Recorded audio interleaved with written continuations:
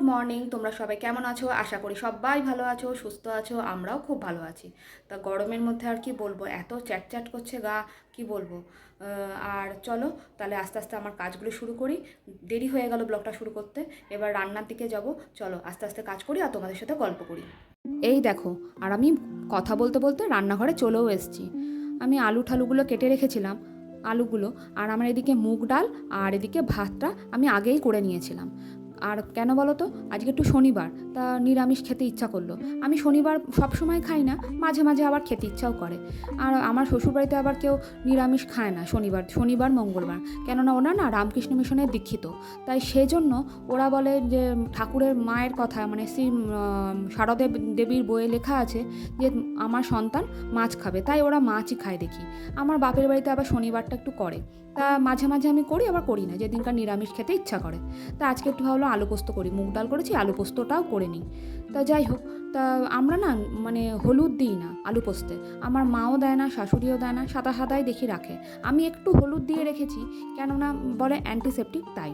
তোমরা কি হলুদ দাও সেটা কমেন্ট করে অবশ্যই জানিও। আর দেখো, আমি না শিলনোড়াতে পোস্তটা বাটবো।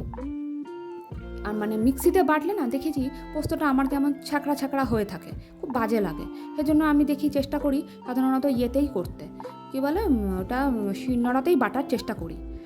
তো যাই হোক, আমার অলমোস্ট হয়ে এসছে রান্নাটা, মানে তাড়াতাড়ি করছি, করে আবার কয়েকটা ঘরের কাজও করব।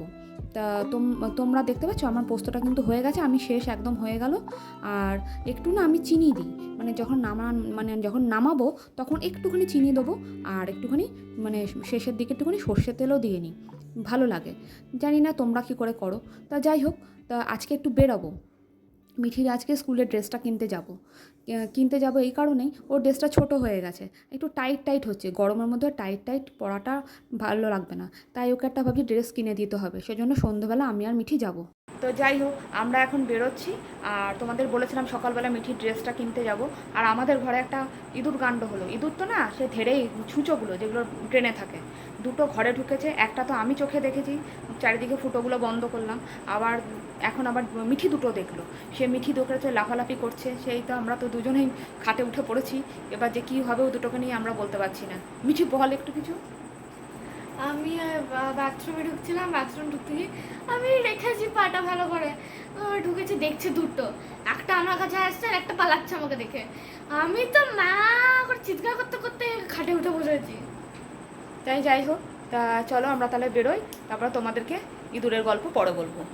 এই যে আমরা চলে এসেছি, মানে নাগের বাজারের ওই গলিতে, যেটা মিঠিদের স্কুলেই এই গলিটা, মানে জামা কাপড়ের স্কুলের ড্রেস কিনতে পাওয়া যায় এখানেই। দেখতে পাচ্ছ কী ভিড়! এই দোকানটা না আমি কোনো দিনও আজ পর্যন্ত দেখিনি যে ফাঁকা থাকে।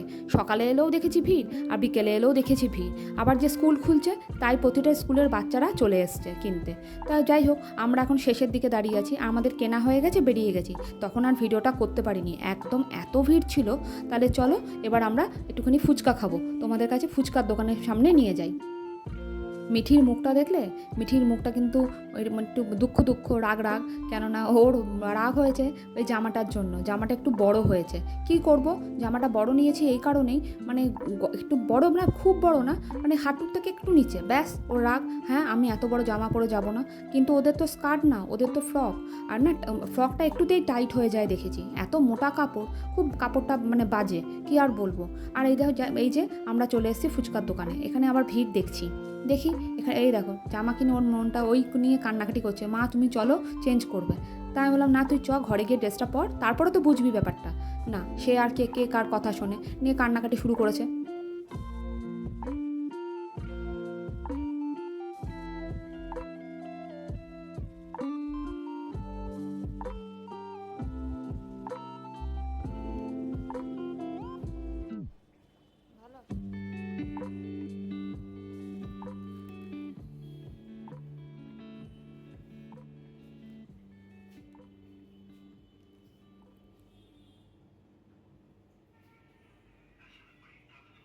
দেখতে পাচ্ছ, ফুচকা খেয়ে আবার কে বলো তো পেস্টি খায় না, মিঠি খায়।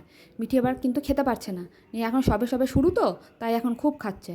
শেষের দিকে কিন্তু ও আর খেতে পারিনি। তা চলো এবার আমাদের বাড়ি ফেরা পালা, এবার তাড়াতাড়ি করে ঘরে চলে যাই। তো তোমাদের সেই বলছিলাম না যে ইঁদুর কাণ্ড, মানে ছুঁচোকাণ্ড, ইঁদুর কাণ্ড তো না, ছুঁচোকাণ্ড, সেই ছুঁচোকাণ্ডটা লাস্টে বন্ধ করতে পেরেছি। ওদেরকে আটকানো দুটো জায়গা পেয়েছি। একটা হলো আমাদের মেন দরজা, ওখানে একটা মানে গর্ত করে দিয়েছে, মানে কেটে সুন্দর ওরা, মানে কাঠ লাগানো ছিল ওখানটা, কাঠটাকে সুন্দর কেটেছে, নিয়ে দেখলাম ঢুকছে। তো ওখানে একটা কাপড় দিয়ে আটকে এসেছি, ঢুকছে না। আর বাথরুমের এক জায়গায় সিমেন্টিং করেছিল, সেই সিমেন্টিংটা না, মানে যেখানটা জলটা পাস হয় সেই জলটার ওখানটা দুটো মানে রড কেটে দিয়েছিল, যেখানটা জল পাস হয় সেখান দিয়ে দেখলাম ওরা ঢুকছিল। তা ওখানটাও বন্ধ করলাম, একটা মানে ইট মতন রাখা আছে ঘরে, সেটা দিয়ে বন্ধ করলাম। আপাতত বন্ধ করেছি, শুভ্রজিৎ আসুক, ওকে দিয়ে তারপরে বলবো কিছু একটা করো। তা লোক ঠোক যদি ডাকতে হয় ডাকো। তা যাই হোক, তো এখনকার জন্য ভিডিওটা এখানেই এন্ড করছি। আর ঘরে এসে খাওয়া দাওয়া করলাম, ফুচকা খেয়েছিলাম, তোমাদের তো দেখালাম, আর পেট পুরো ভর্তি ছিল। মিঠি আবার পেস্ট্রি খেয়েছে, সেই পেস্ট্রি আবার খেতে পারছিল না, সেটা আবার আমাকে খেতে হয়েছে, কি আর বলবো। তো যাই হোক, এখনকার জন্য শেষ করলাম। তোমাদের ভিডিওটা কেমন লেগেছে তোমরা অবশ্যই কমেন্ট করে জানিও। আর এই যে মিঠি পড়ছে এখন, Mithi hi, tata, good night করো। Good night, tata. তা তোমাদের কেমন লেগেছে তোমরা কমেন্ট করে জানাবে। আর ভালো লাগলে একটা লাইক অবশ্যই করে দিও। আর সবাই সুস্থ থেকো, ভালো থেকো, সাবধানে থেকো। আর এখনকার জন্য এখানেই শেষ করছি। Tata, good night.